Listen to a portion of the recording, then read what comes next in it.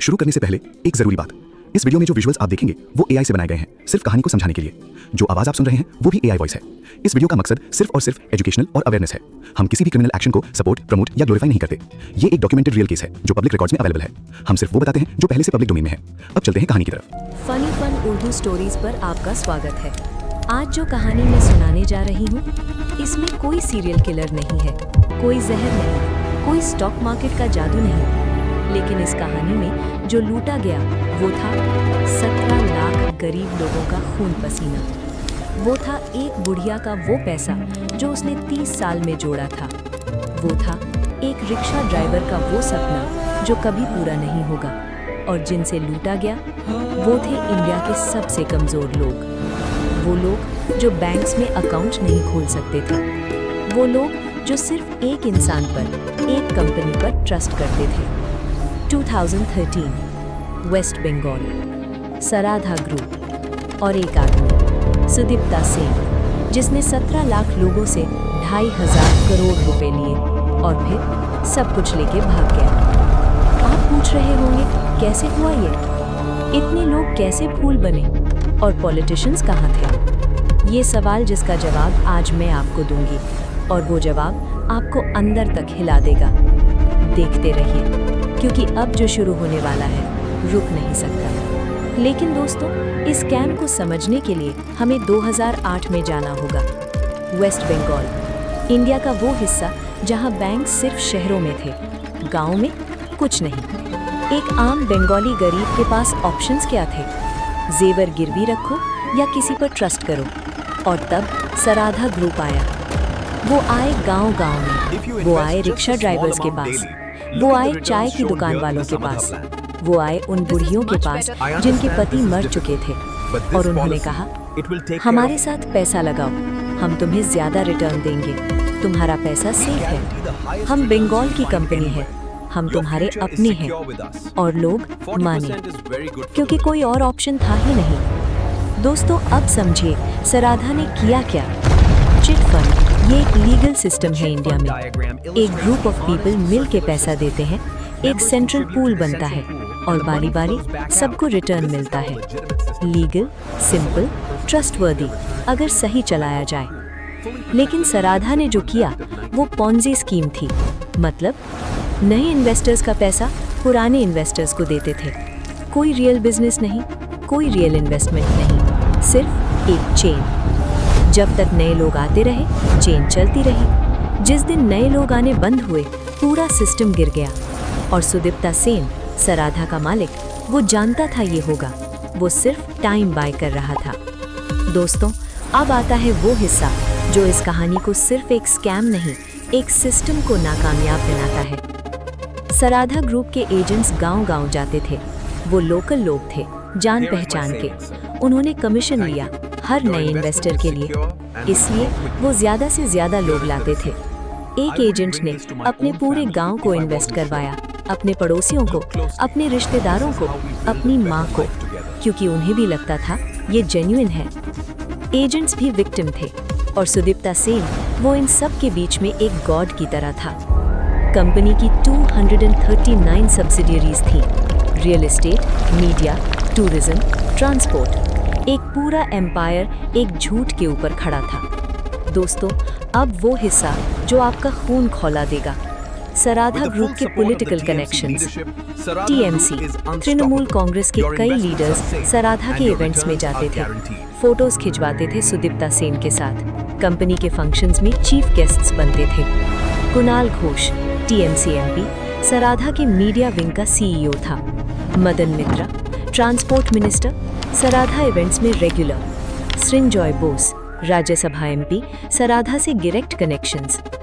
ये लोग स्कैम में डायरेक्टली इन्वॉल्व थे या नहीं, कोर्ट डिसाइड करेगा।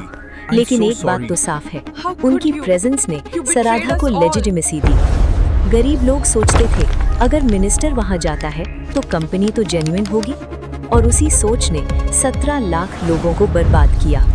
दोस्तों, अब सीबीआई की बात करते हैं। जब स्कैम सामने आया, सीबीआई ने जांच शुरू की, लेकिन ममता बनर्जी की स्टेट गवर्नमेंट ने पूरा कोऑपरेशन नहीं दिया। सीबीआई आती तो स्टेट पुलिस रोक देती, डॉक्यूमेंट्स मांगती सीबीआई तो डिलेज होते, अरेस्टेड अक्यूज्ड स्टेट के अंदर सेफ रहते।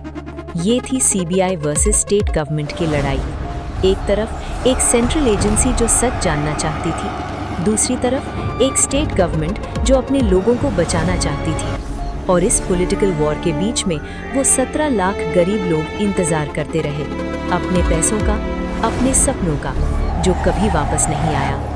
अप्रैल 2013, सुदीप्ता सेन, सराधा का मालिक, भाग गया। वो कश्मीर की तरफ निकला। साथ में थी उसकी करीबी साथी देवजानी मुखर्जी और एक और एसोसिएट। उन्होंने सोचा वो बच जाएंगे, लेकिन एक काम और हुआ। सुदीप्ता सेन ने कश्मीर से सीबीआई को एक लेटर लिखा, 4 पेज का लेटर, जिसमें उसने खुद अपने स्कैम का इतराफ किया, अपने पॉलिटिकल कनेक्शंस का जिक्र किया और कहा, मुझे पॉलिटिशियंस ने मजबूर किया। ये लेटर एक बॉम्ब की तरह था। सीबीआई ने 3 दिन में सुदीप्ता सेन और देवजानी मुखर्जी को कश्मीर से अरेस्ट कर लिया। दोस्तों, अब जो हुआ वो बंगाल की सड़कों पर हुआ। जब स्कैम सामने आया, 17 लाख इन्वेस्टर्स सड़कों पर आए। कोलकाता की सड़कें भर गईं। लोग रोते थे, चिल्लाते थे। एक बुढ़िया जो अपना घर बेच के इन्वेस्ट कराई थी, वो पुलिस स्टेशन के बाहर बैठ गई। एक रिक्शा ड्राइवर जिसने अपनी बेटी की शादी के लिए पैसा जोड़ा था, वो अपना सर दीवार से पीटने लगा। कुछ लोगों ने खुदकुशी की। दोस्तों, ये नंबर्स नहीं है, ये इंसान है। ये वो लोग हैं जिन्हें किसी ने प्रॉमिस दिया था और फिर वो प्रॉमिस तोड़ के उनकी जिंदगी ले लिया। दोस्तों, आज की तारीख में क्या है? सुदीप्ता सेन कोलकाता की प्रेसिडेंसी जेल में है। 2022 में स्पेशल सीबीआई कोर्ट ने फैसला सुनाया।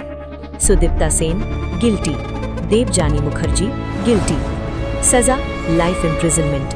कुणाल घोष अरेस्टेड बेल पर। मदन मित्रा अरेस्टेड बेल पर। सृंजॉय बोस अरेस्टेड बेल पर। और वो 2,500 करोड़ रुपए आज भी पूरा रिकवर नहीं हुआ। 17 लाख इन्वेस्टर्स में से सिर्फ कुछ को थोड़ा थोड़ा पैसा मिला। ज्यादातर के हाथ अभी भी खाली हैं। दोस्तों, इस कहानी में एक बात है जो मुझे रात को सोने नहीं देती। ये लोग जो सराधा में इन्वेस्ट किए, वो स्टूपिड नहीं थे, वो डेस्परेट थे। ये इंडिया का वो हिस्सा है जहां फॉर्मल बैंकिंग सिस्टम नहीं पहुंचा, जहां गवर्नमेंट स्कीम्स सिर्फ कागजों पर हैं, जहां एक गरीब आदमी के पास ट्रस्ट करने के अलावा कोई ऑप्शन नहीं होता। और जब कोई उनका ट्रस्ट तोड़ा तो सिस्टम ने उन्हें दोबारा नहीं संभाला। जैसे कहते हैं, जो पहले से टूटा हुआ हो उसे तोड़ना और भी आसान होता है। सराधा स्कैम सिर्फ एक फ्रॉड नहीं था, ये एक सिस्टम की नाकामयाबी थी जो गरीब लोगों को बैंक तक नहीं ले जाता, जो एजेंट्स को चेक नहीं करता, जो पॉलिटिशियंस को उनके कनेक्शंस के लिए जवाबदेह नहीं बनाता। और सुदीप्ता सेन, वो आज जेल में है, लेकिन 17 लाख लोगों का पैसा आज भी वापस नहीं आया। इंसाफ आया लेकिन अधूरा, और वो अधूरा इंसाफ 17 लाख जिंदगियों में आज भी एक जख्म की तरह है। दोस्तों, ये थी कहानी सराधा चिट फंड स्कैम की। 2,500 करोड़ रुपए, 17 लाख विक्टिम्स, एक पॉन्जी स्कीम और एक सिस्टम जिसने गरीब लोगों को पहले अकेला छोड़ा और फिर उनका ट्रस्ट तोड़ने दिया। लेकिन सच कभी ज्यादा देर तक नहीं छुपता। सुदीप्ता सेन आज जेल में है और ये कहानी आज भी एक सबक है हर उस इंसान के लिए जो किसी पर अंधा ट्रस्ट करता है सिर्फ इसलिए क्योंकि वो पॉलिटिकली पावरफुल लगता है। अब दोस्तों, फनी फन उर्दू स्टोरीज की तरफ से एक इल्तिजा, अगर इस कहानी ने आपको अंदर तक हिलाया हो, अगर आप उन 17 लाख लोगों के दर्द को फील कर सके हैं, तो ये 3 काम जरूर करें। पहला, इस वीडियो को लाइक करें। दूसरा, funny fun Urdu stories subscribe करें, घंटी भी दबाएं। तीसरा, इस वीडियो को शेयर करें उन लोगों तक जो आज भी किसी सराधा पर ट्रस्ट कर रहे हैं, क्योंकि ये कहानी सिर्फ बंगाल की नहीं, ये कहानी हर उस गरीब की है जिसका ट्रस्ट तोड़ा गया। और अगली बार हम लेकर आ रहे हैं नीरव मोदी, वो डायमंड मर्चेंट जिसने 13,500 करोड़ रुपए लेकर इंडिया को गुड बाय बोल दिया और आज भी लंदन में लग्जरी लाइफ जी रहा है। वो कहानी जो आपका खून खौला देगी। फनी फन उर्दू स्टोरीज पर बने रहिए। अपना ख्याल रखें, अपने घर वालों का ख्याल रखें और याद रखें, वो जो ज्यादा रिटर्न का वादा करे, पहले सवाल करो।